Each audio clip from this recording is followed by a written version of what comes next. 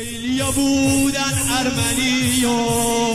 اما الان از مومنینن به عشق آقامون ابوالفضل نوکرای ام البنینن نوکرای ام البنینن یوما یوما علی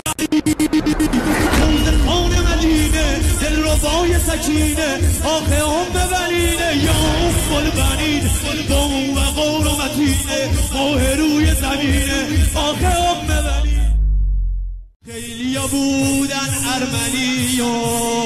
اما الان از مومنینن به عشق آقامون ابوالفضل نوکرای ام البنینن نوکرای ام البنینن یوما یوما علی